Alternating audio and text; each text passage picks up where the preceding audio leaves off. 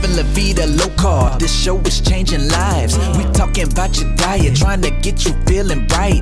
Cut up them avocados, fry some eggs. Time to explore the longest running health podcast, hosted by Jimmy Moore. Time to give up the crappy garbage. We're getting into ketosis. Every day is a new step to your goal. Yeah, you're getting closer, motivated and focused. Don't stop, just go. Time to get inspiration from the Living La Vida Low Carb Show. Hey, the livinglowcarbshow.com. So guys, that right there is Dr. Pete Patitsas. Did I say that right? Yeah, that's right. If you can say petite and sus, you got it. It's a good Greek name. Good, solid Greek name. Excellent. Patitsas. Opa! Right. He's the author of the Athos Diet. Before there was Atkins, there was Athos. And so you put out this book. I remember you sent me a copy of the book many months ago. And then you were like following up. And did you get the book? I'm like, no. And so you sent another copy of the book. And so this is the new copy. And you have kind of an interesting angle when it comes to kind of low carb and fasting. So I'm real excited to talk to you today, Dr. Pete. But let's start, because you are a medical doctor. Tell us a little bit about how you got into medicine. Yeah, sure. No, thanks, Jimmy. Thanks for having me. And like I said, I came across your blog over the summer, and a lot of great content, a lot of energy, and so I just wanted to be a part of that. So thanks for having me. It comes from a few things, but one is, being Greek, I have had sort of this background or backdrop of Mediterranean eating, of history and all things being related to Greek and Greece. But my father was an eye surgeon, or is an eye surgeon, and I guess it was destiny that I would be in the pre-med program from preschool on. So it was sort of just encouraged that maybe someday I would consider it. And I think it's a great profession. It's a good profession. It's a meaningful one. It's a practical one. It's a useful one. But as I struggled with the Western approach, in the sense that I think a lot of medicine is preventative, and that's where you get the most bang for your buck. We can put all sorts of fires out, but wouldn't it be great to keep people out of the emergency room from the first place? And so, for me, it's kind of like this. A lot of preventative medicine takes years to manifest. And so, my two-pronged strategy is, hey, you're sick right now, I'll get you in the emergency department, let's put out the fires. But is there a more long-term strategy to get people healthier and better, so they don't have to come to the emergency department in the future? And so in a certain sense, my excitement about emergency medicine is I get to help people instantly. And at the same time, my excitement about the Athos Diet is that it's preventative and it keeps people from getting sick in the first place. Well, and look, I think emergency medicine is the tipping point for where chronic disease rears its ugly head. Not always. Sometimes it's car accidents. Sometimes it's, things that are outside of chronic disease. But a lot of times it's heart attacks. A lot of times it's very critical care, all related to the nutrition and lifestyle choices of that person before they end up in your hospital. Yeah, that's a great way of describing it. Truly, it's like, the outcomes of all the factors, and there are many of them, oftentimes result in people coming to the emergency department and us having to, put out those fires. So you're absolutely right. It is sort of an outcome of a lot of chronic and long-term and multifactorial decisions. By the way, guys, I forgot to mention, he is on Instagram. He is the Athos Diet, ATHOS. And go check him out there. Go give him some followers. You probably just got online not that long ago. So, yes. Yeah, it's funny. We have most of our traffic through the website itself. And honestly, I need like a millennial plus or Gen X, or who knows, a coronial that can take us to the next level. But yes, the best way to find us is online. And we have some really great podcasts on that website, the Athos Diet. Yes, the athosdiet.com right there, you guys. So go check it out. Yes. So, okay. So let's get into what the Athos Diet is. Obviously, you are Greek. And so tell us kind of the basic core message of what the Athos Diet is. Again, there's the book, you guys. Available on Amazon? Yes, Amazon for download, and you can get a hard copy sent to your house too. Excellent. So tell us about it. Give us a synopsis, the big 30,000-foot view of what it is. Absolutely. So the Athos Diet effectively is a three-pronged approach, and it incorporates intermittent fasting, it incorporates high protein from a plant-based source, and it incorporates walking.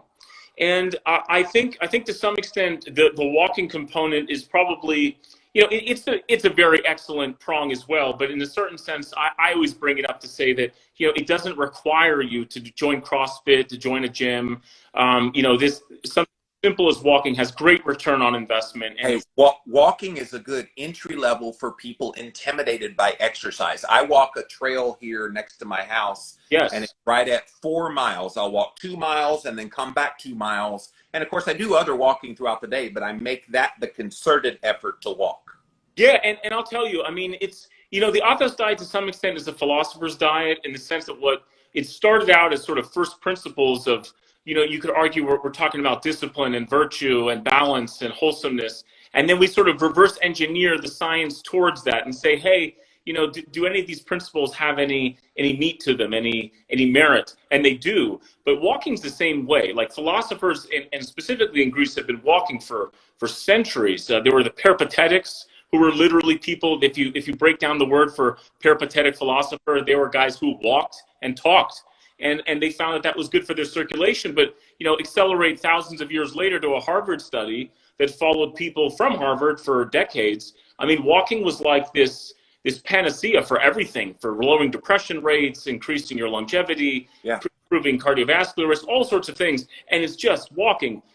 So why not? Why not? And I would argue that the benefits don't just come from the physical act of walking. If you do it outdoors, you're getting fresh air. You're also getting sunshine exposure, which is also giving you some benefits.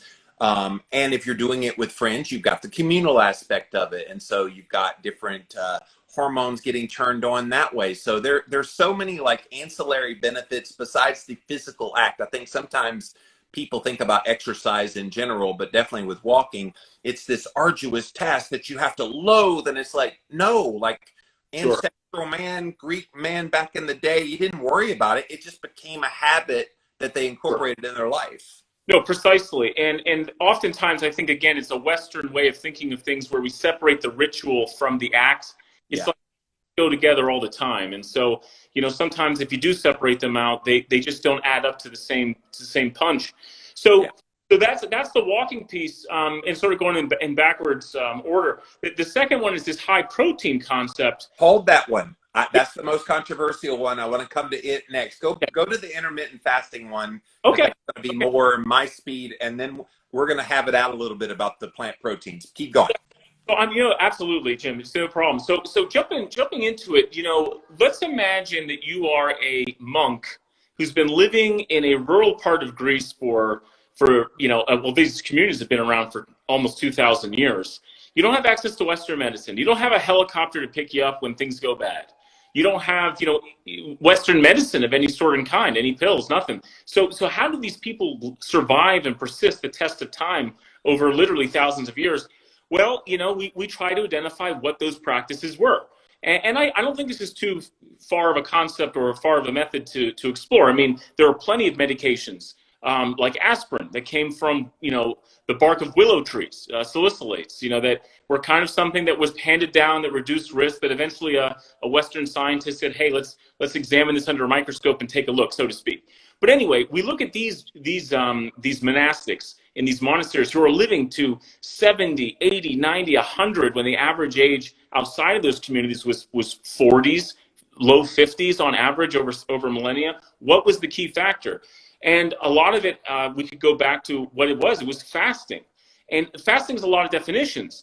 But one of the strongest concepts, and again, I just start with the first principles. I'm not trying to bring anyone necessarily to become a monk. But one of the concepts that they practiced was, we are going to fast with Christ until 3 p.m., the 9th hour when he died. Okay, that's how the story goes. Yeah.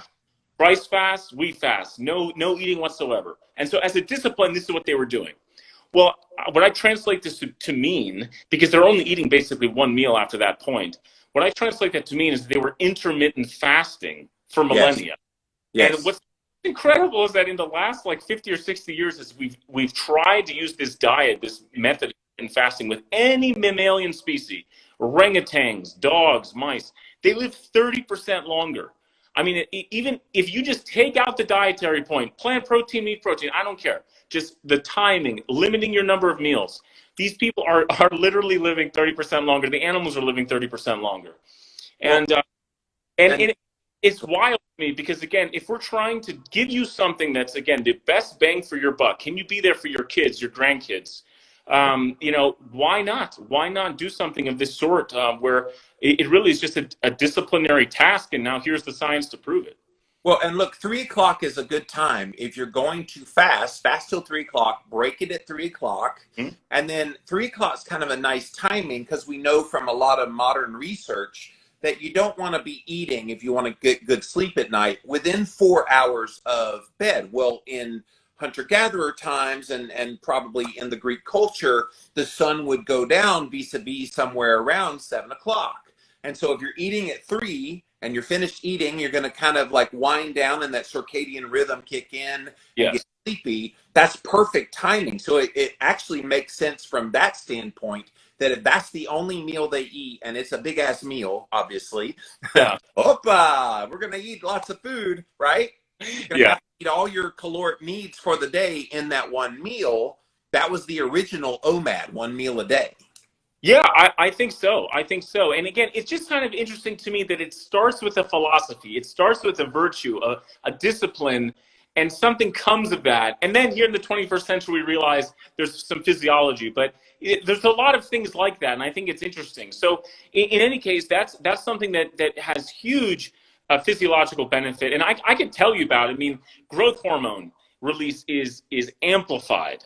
You should remember growth hormone in the sense that people who take growth hormone officially, they have better skin, their bones are stronger, their muscle tone is better, they increase their sort of anabolic processes for many things, and you can get 3 sources of growth hormone throughout your day. One is sleeping, one is from exercise, and the other biohack is from intermittent fasting. I mean, in a sense, if you want to be the best version of yourself you can be, you need this third punch. And that's through intermittent fasting. It's wild.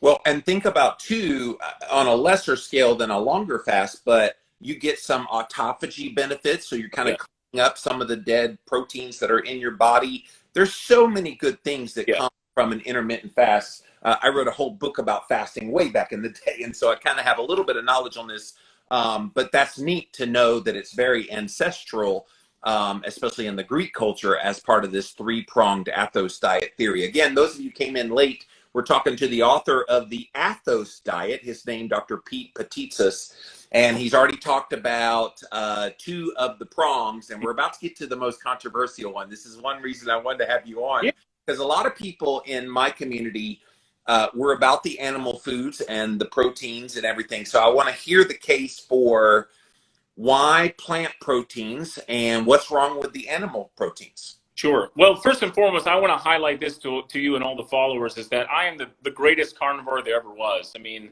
but I go through seasons of change throughout the year. Just like seasons change, it gets hot, it gets cold, it gets rainy, it gets dry. I change it up. And so actually for about 180 days a year, this is another prong of being Greek and Orthodox. For about half the year, we actually practice somewhere between pescatarian, sort of like we're allowed to have seafood, but we avoid meat and dairy. And again, this is seasonal. Yes.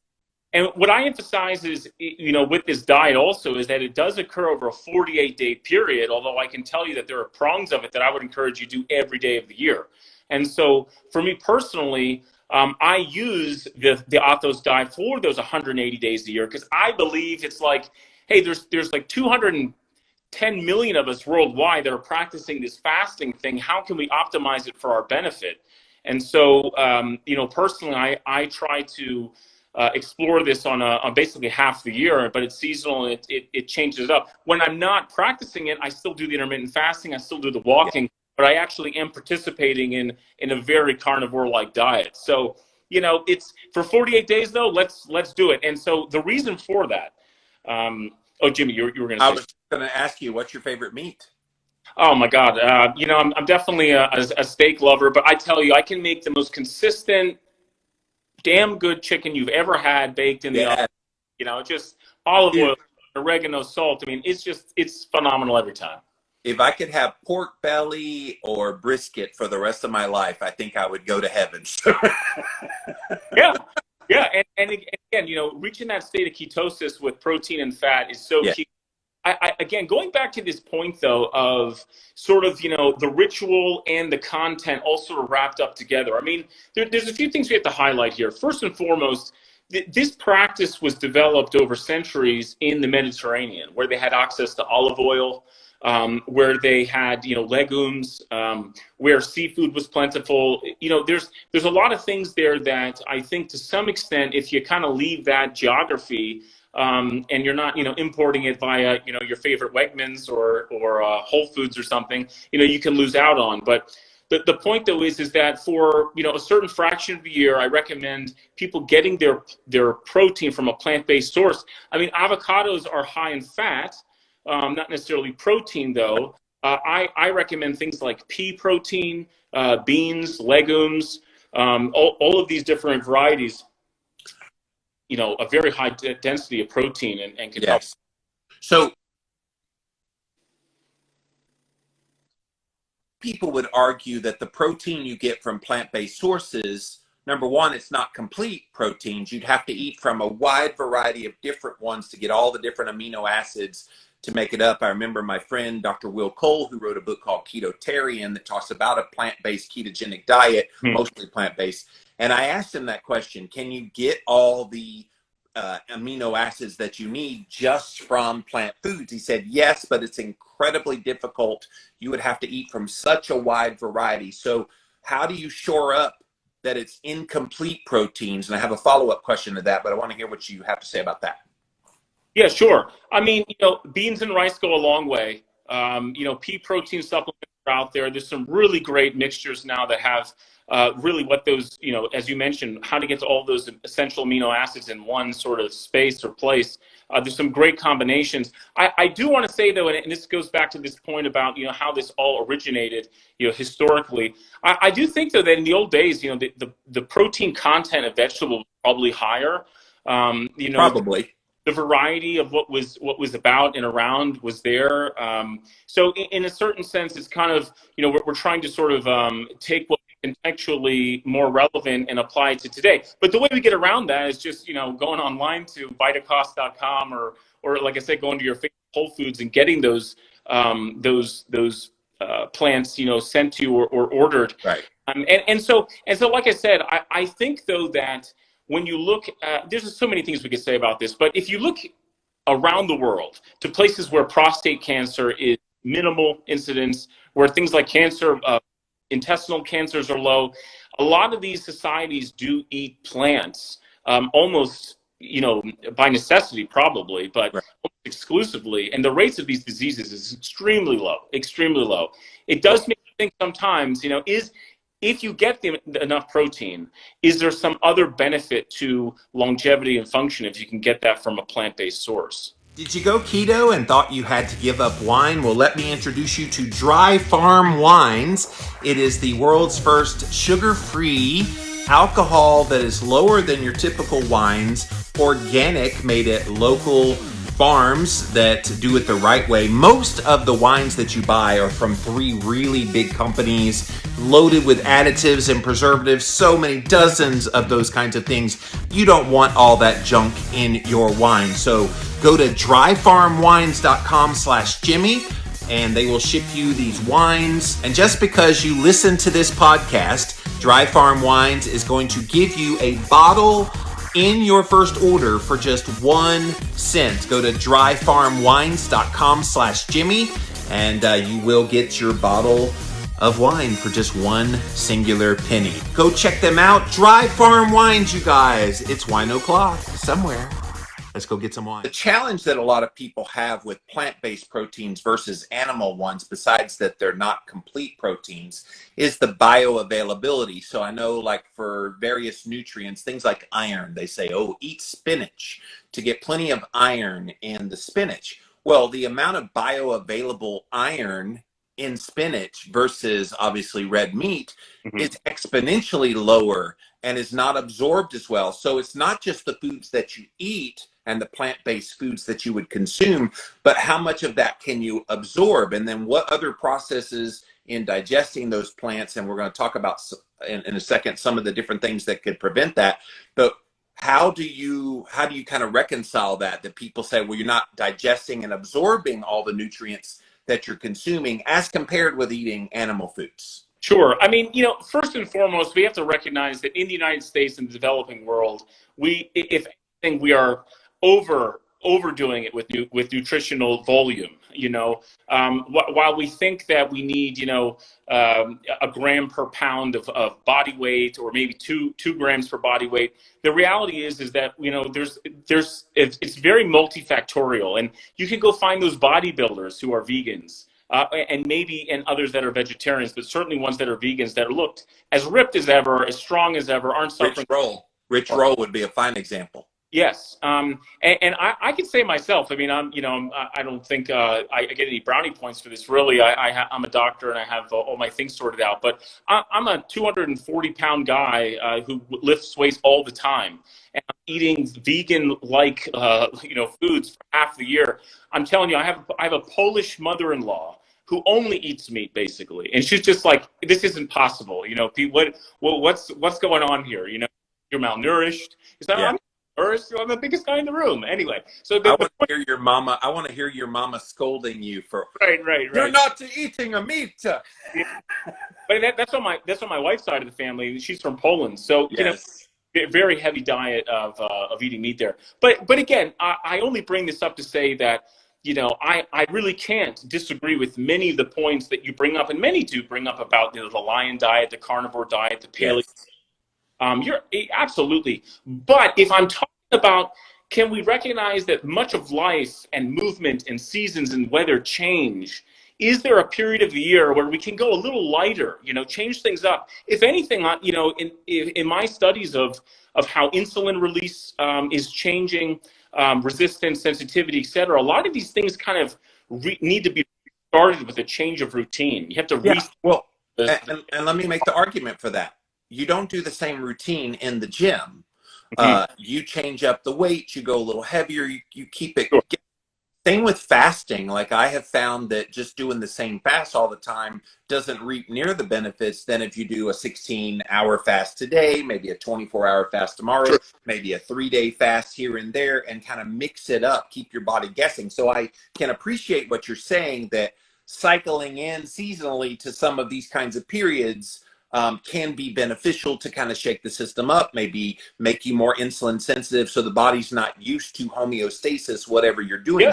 So that totally makes sense. The problem is a lot of people avoid a lot of the plant-based foods, especially the beans that you mentioned. People like Dr. Stephen Gundry would say, oh, the lectins in there. And then you've got other people like Dr. Sally Norton that says, oh, the oxalates that are in some of these plant-based foods. So there's a lot of confounding variables when it comes to plants and getting your protein sources from them that make people hesitant. Are we just overthinking it? Well, again, Western medicine is so incredible, in science is so incredible in the sense that they're all about optimization, and return on investment isn't always the greatest good. So what do I mean by that? Let me just talk about meat. Let me talk about Kobe beef. Okay, Kobe beef. You buy a pound of it like $150 a pound in some places. Okay, granted, I could get another steak probably for like $8 a pound. Now, is Kobe beef 13 times more delicious than the first pound of the normal stuff? Probably not, but it's that much more expensive. So return on investment, does it make sense as you kind of go up that curve of cost versus benefit?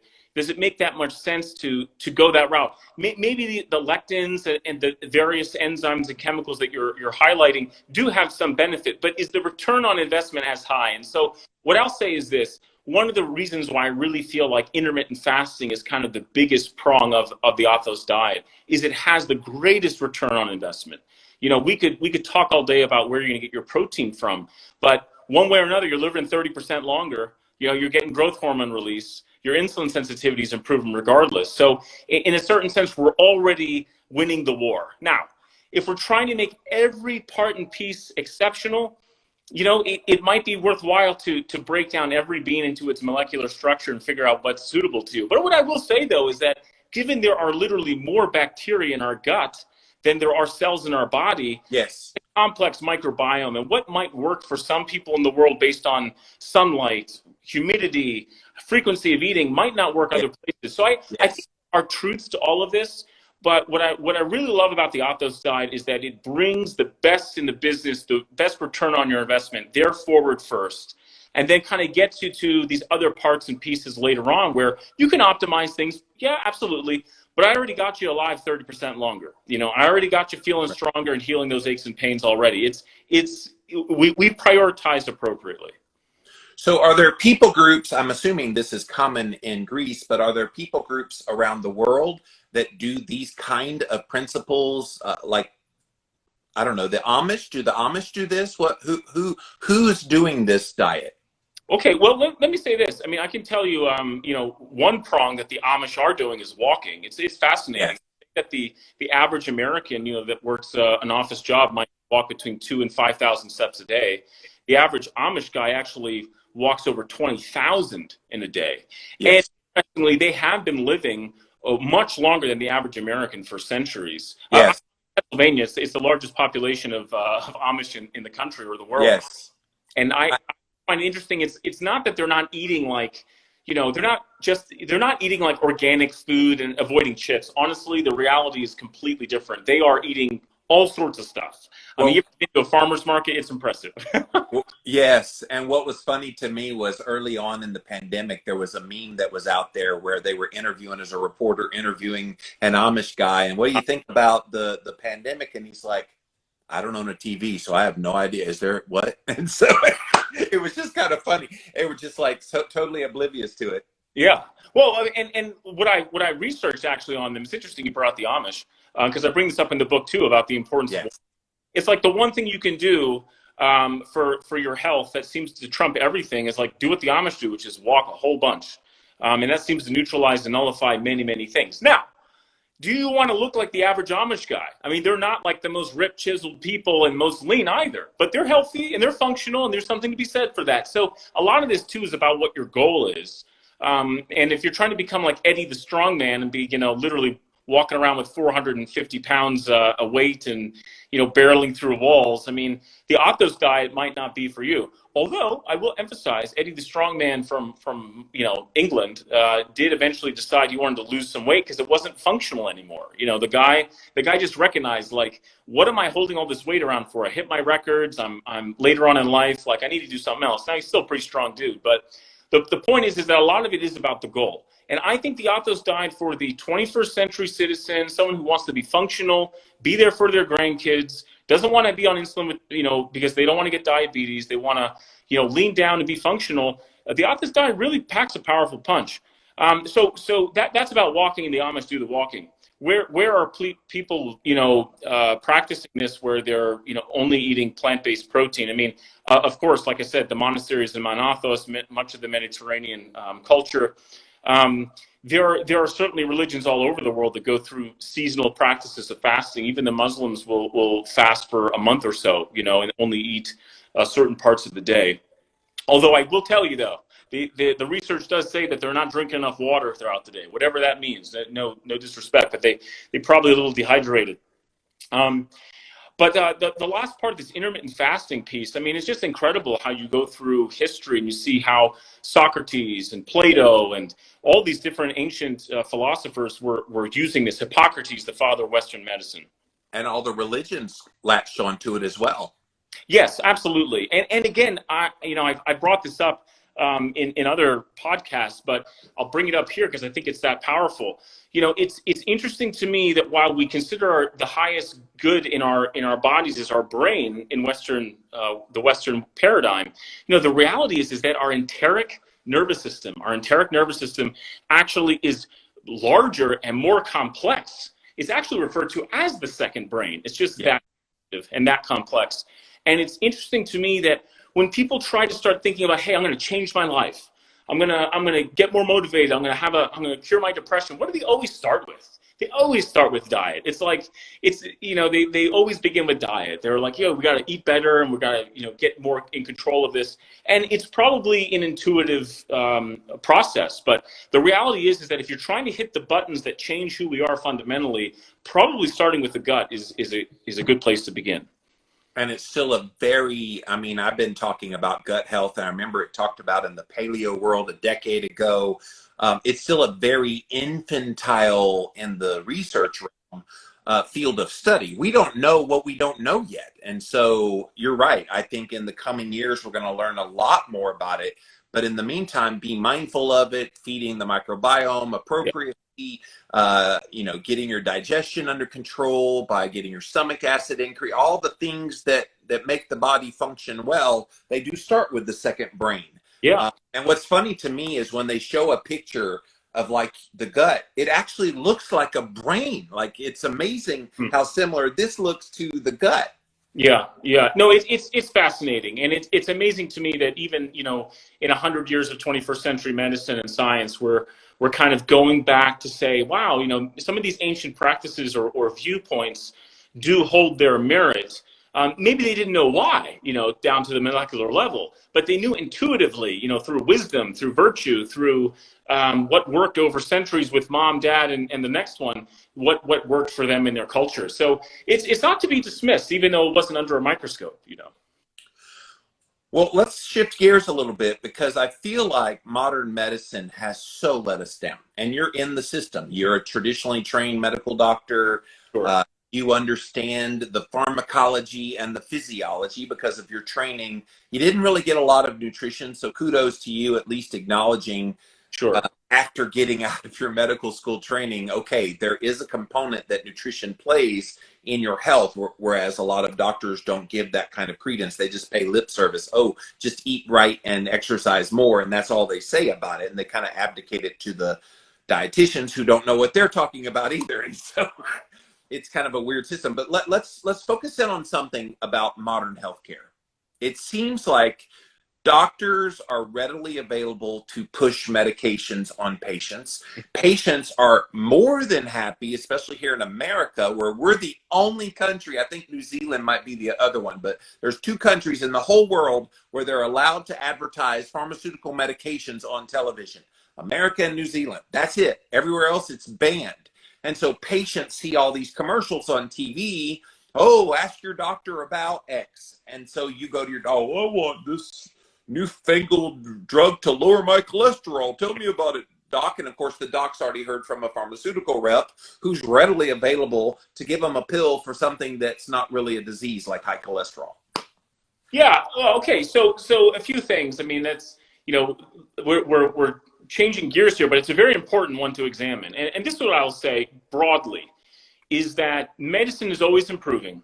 Medicine has a lot of tools that we did not have available to us 100 years ago. When you hear about people who had, 8 brothers and sisters and only 2 of them lived on to adulthood, I mean, in my opinion, that is at least a victory for Western medicine. We definitely live all the time a second life. In fact, I think I read an article on this once where they mentioned, so many hundreds of years ago, the average lifespan was in the 50s. I mean, I know myself.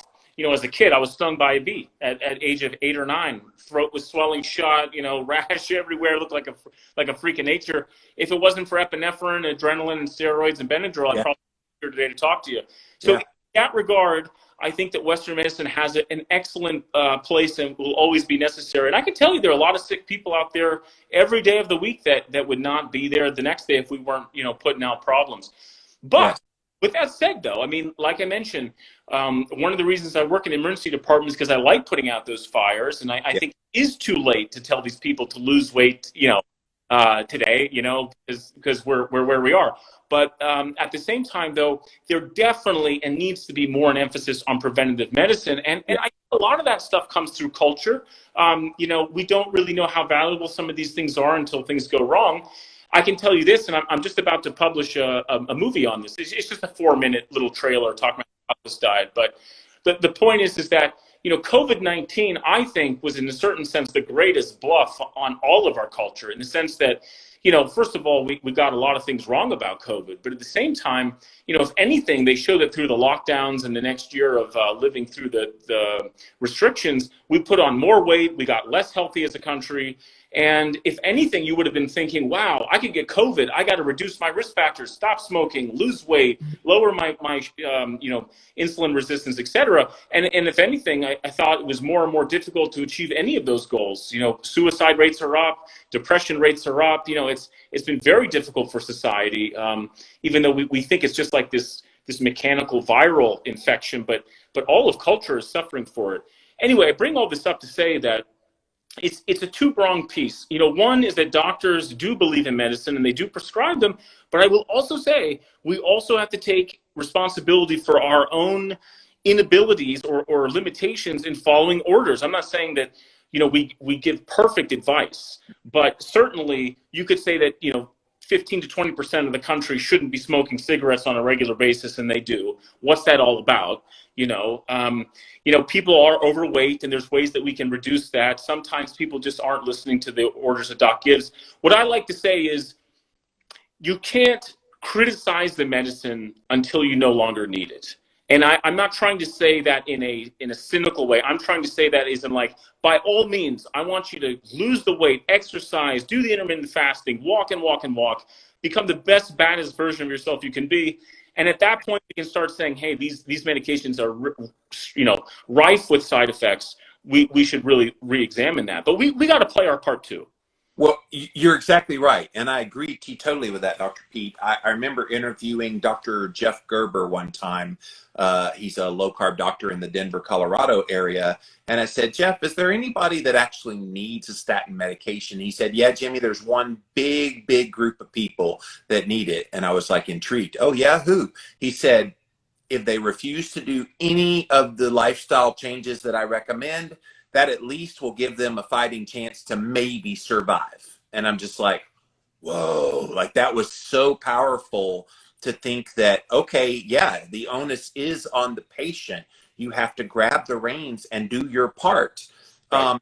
And so I feel like you're right. A lot of patients have abdicated that. They would rather say, doc, write me the prescription. I'll take the pill so I can keep eating, drinking, and living merrily until I die, and I'm going to die sooner because I choose to do that. But you're right. It is on the patient along with the doctors. This is where I think a partnership between patient doctors is going to be, especially ones that's your family doctor, that's going to be so critical as we move forward in this post-pandemic world of we've got to get our own health back. Doc, help me with things. Help me get off of meds. What are some things I can do? So I'm hoping this starts a revolution, not just with patients about caring about their health sincerely, but even doctors questioning, is there a better way than just pharmacological as the only option? Well, and I'll tell this too. I joked around about this many times, but I almost feel like doctors' waiting rooms should just be filled with Netflix documentaries. We should be playing, all of this stuff that's done it explained and followed so well. Yeah. Super Size Me, Fast Food Nation. I mean, all these different documentaries where it takes an hour and a half to absorb this stuff and to get motivated. Your doctor does not have that time. I mean, no. They want to have the time, but they are not incentivized or allowed to provide that type of custom care at all. And there's the problem. I think insurance companies would be so wise if they would team up with like functional medicine doctors and say, you know what, we want to not have to pay out any claims. So go make them healthy. We'll pay for the preventative care. And the preventative care is a whole hell of a lot cheaper than the backside care when they end up in your ER, because that's the most expensive medicine there is going to the ER, and then having surgeries all based on things that could have been prevented years, decades prior. Sure. It seems like there's an incentive for those kind of offices. And I even think that that's the vision of the future for healthcare, is have allopathic care medicine doctors like yourself, but also people that can teach the lifestyle, teach various aspects, and even specialize in various areas of health. You have a diabetologist, you've got a heart person, but they're all treating the same disease of insulin resistance and all the related diseases from there. What I want to mention is this too. I think part of it also is that we've done such an incredible job of compartmentalizing suffering and tragedy and illness that a lot of people just don't see it. You know, like one of the funniest experiences I had, culture shock, was going to a German airport once, and I reached down to buy a cigar, which I like to have every once in a while. There was a picture of like a person with a mask and emaciated, and on the wrapper itself, it didn't say the brand. It actually had obviously someone has done their research to realize that deters the behavior of smoking. Yes. And not that I think everything has to be, a marketing campaign and a PR project and ran down YouTube and TV, although that helps. In the old days, I think you just used to see grandma die. Like, you used to see the pain and the suffering and the anguish of the outcomes of certain decisions, and you were remembering that for the rest of your life, and that was motivating. I don't think that, the average person in the United States today gets to see that very often. If anything, when was the last time you heard someone say, I'm not going to take the little one to the funeral, it's a little too tough for them? I mean, it is tough. It is tough. But there also are some major lessons, some very sobering lessons to be learned in those experiences, that death is a part of life. And for that matter, we don't want one less teammate there. We want to do whatever we can to be there for our kids and our grandkids. And that's why I always say, this issue is not about vanity. It's about victory over illness. And that's why I thought the Athos Diet could be such a critical piece of that solution. A lot of people ask me, Jimmy, how do you get such good deep sleep? Well, there's a lot of things that I do, but one of the newest things that I recently added is this upgraded magnesium from a company called Upgraded Formulas. Go to their website, upgradedformulas.com, and you can learn all about this nano technology that they use for this particular mineral of magnesium. Again, it's called Upgraded Magnesium, and it's got all the different forms of magnesium in it using the nanotechnology, so it gets absorbed a lot better. Guys, I have seen my deep sleep improve by as much as 30 to 40% simply by adding in this product along with sunshine exposure, darkness in the room, cooler temperature, all of the things that I always have done. So again, upgradedformulas.com is the website. Go check them out. Well, and the problem with the death issue, for example, is, they just got old, or, that disease, it runs in their family. That diabetes, it just runs in their family. So of course they got diabetes. And it's like, nobody stops and asks, why? Why is that? Is there some genetic component with that family lineage? No. Mm-hmm. Lifestyle choices, it's the culture in that family, probably around the kinds of foods that's not so healthy, where maybe the Athos Diet could help them live 30% longer, as you said. And so it's just sad. A lot of the imagery and a lot of the reasoning that's put out there behind why things happen, disease and death-wise, it's just not true. It's not based on what we know. Yeah, and it's almost it's a time of mourning. You don't want to be too judgmental. It's not the time to cast blame on the person who passed away, but it's certainly, there needs to be lessons taught, and we need to understand that it's not okay for grandpa to be morbidly obese and unable to play with the grandkids and unable to participate in the family reunion, etc. It's not just vanity. These are real functional losses that result in a change of life. And I think if we put it in those terms, like it's strong, but it's sober. Like it's true. It's genuine. Like it comes from the right place. That we're trying to get people to feel and do better, so we can have that loved one around, literally around longer. That's what's at stake. Not like walking down the beach, but it's really about keeping those people that you love the most around you for longer.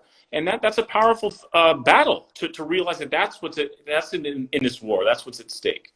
And we need to have those conversations, probably not at the funeral. That's very highly inappropriate, but before it gets to that point, or enough time has passed afterwards that you kind of say, hey, look, guys, this is what happened to Uncle Charlie, and it's sad. He's gone. We're all sad that he's gone. We want him here. here's what we can all do together. And this is where like the family communal aspect can come around and say, hey, I read this book called the Athos Diet. Let's all do it together. Let's support each other. Like, to me, that's more of how you break this culture rather than continuing it and, oh, wow, look, the genetics got him too. Oh, wow, genetics in our family. Oh, genetics. And it's just, no, nothing is ever done if you go down that road. You know, and I will say, though, too, I mean, we are in an incredible century of change. I mean, so much has changed. I mean, the family structure, where we live, 24/7 food, 24/7 shopping, everything available instantly. I mean, these are things that we have not been developed over millions of years, arguably, to deal with. If anything, we're supposed to, feast whenever we can feast so we can survive the next famine. It's just the famine never arrives to equal things out. And so I go back again to say that why intermittent fasting is the coolest thing in the world, because it creates those ancient conditions, that old world. Even though we have the safety of our civilization, which we all love and enjoy, we now have to take even greater care to recreate some of those restraining like conditions.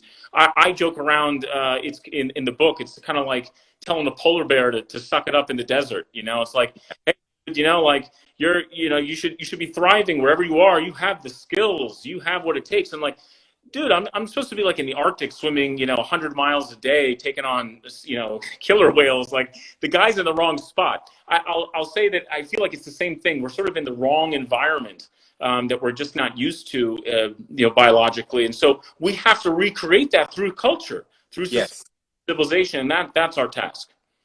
So, Dr. Pete, I have one more topic I want to hit. This has been very fascinating, by the way. Thank you. Yeah, I've enjoyed it, Jimmy. Thanks. One more topic, because the last 2 years of life has been living hell for everybody on Earth. And so I think after going through what we've been through, the next pandemic is actually mental health disease and people not handling anxiety, depression, and all the things. And you have a solution that's controversial.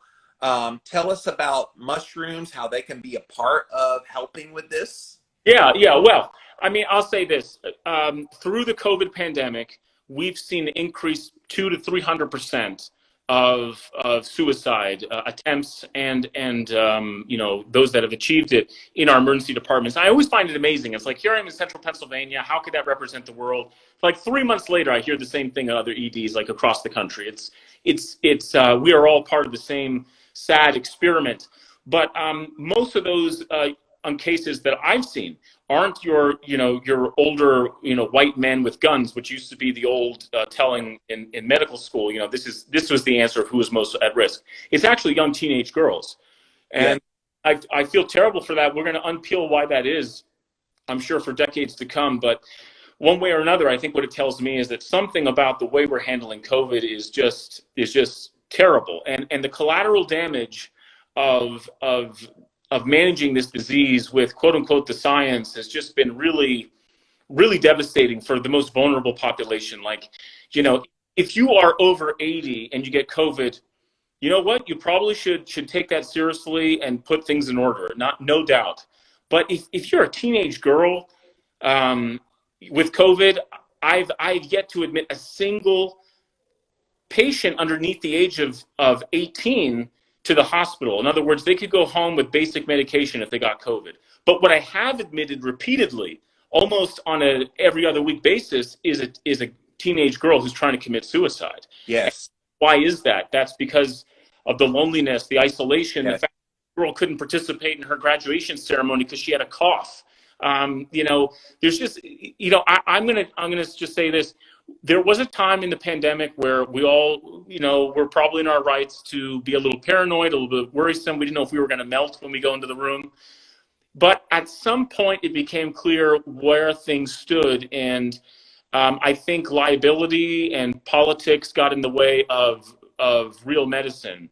And that the reality is that lockdowns have massive collateral damage, worse than the cancer itself, so to speak. And that's something we're going to pay for a long time. And I think we're all feeling it in our own way these days. But talking about mushrooms, I mean, I've never taken a mushroom, never prescribed one. But what I will say is that in this whole exploration of people feeling depressed, etc., there seems to be great opportunity in something called psilocybin to help people with their depression. And, if it comes from a physician, if there's literature that backs it up, if it's a pure substance and it works over time, I don't see why we wouldn't add that to our tool belt. Of course.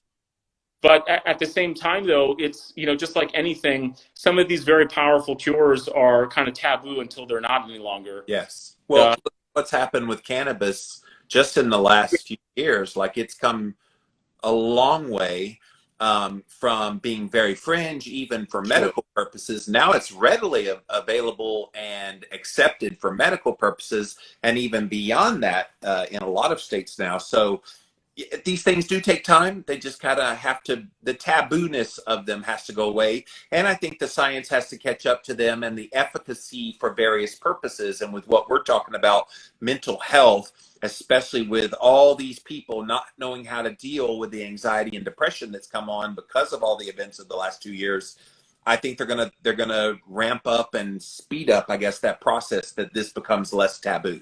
And what I'll also say, though, too, is that, again, the psilocybin is a potential medication, a potential cure. But what gives you the most bang for your buck? Get your sleep in order, get your food in order, get when you eat in order. Go on those walks. See the beauty of nature. Visit that isolated person. All of these things are just. It's so easy, and it reminds me of this old story in the Old Testament where there's this general, he has leprosy, and he goes to this holy guy. Holy man, and he asked this holy man, what can I do to be cured? And the guy says, well, go to the Jordan River and bathe 3 times. And the guy's like, the Jordan, like, you just want me to go take a bath 3 times? Like, I do that every day in the Jordan River. That's nothing special. It's in my backyard. And he's like, well, I guess I'll just do it, and it worked. And I'm not trying to say that we're going to cure leprosy here, but my point though is that some of these basic things are just so packed with power. That to think that the shiny penny is somehow more effective than the old stuff that's been working forever. It's just not how reality works. And so get the food in order, get the diet in order, the exercise in order, and then other things will fall into place. And when you get all the basics done, let's talk about the potential of psilocybin. Yes. Well, guys, his name, Dr. Pete Patitsas. Go check him out. The Athos Diet over on Instagram. And, of course, theathosdiet.com. That's ATHOS. And go get his book, The Athos Diet, now available wherever you get your books and on his website. And, Dr. Pete, thank you so much for joining me here today. Hey, thanks, Jimmy. I appreciate it. Keep on walking. You're doing great work. I really appreciate following. Time to get inspiration from the Living La Vida Low Carb Show. Hey, the livinglowcarbshow.com. Woo! You tired of playing the mask game? Me too. That's why I wanted to tell you about the Unmask. This is a breathable, completely breathable. It covers, you can't even see that it's breathable, but it's breathable. Whether you're going on a plane, having to go into a store and wearing this thing, playthemaskgame.com is how you can get this mask. They come in all kinds of colors and everything. In fact, right there, you can see right through it what it is, but when you're wearing it, it does not look like it's anything different, but it's breathable, baby. Playthemaskgame.com. Have you experienced the dreaded keto flu? Did you know that most of these symptoms are actually due to your body dumping excess electrolytes? This is where Element comes in. Element is a tasty electrolyte drink mix with everything you need and nothing you don't. That means lots of salt with no sugar. Element is formulated to help anyone with their electrolyte needs and is perfectly suited to folks following a keto, low-carb, or paleo diet. Element contains a science-backed electrolyte ratio, 1,000 milligrams of sodium, 200 milligrams potassium, and 60 milligrams of magnesium, with none of the junk, no sugar, no coloring, no artificial ingredients, no gluten, no fillers, no BS. Everyone needs electrolytes, especially those on low-carb diets, or if you practice intermittent or extended fasting, if you're physically active, or sweat a lot. Add Element today and see how much better you feel and perform. Use the URL drinklmnt.com/Jimmy.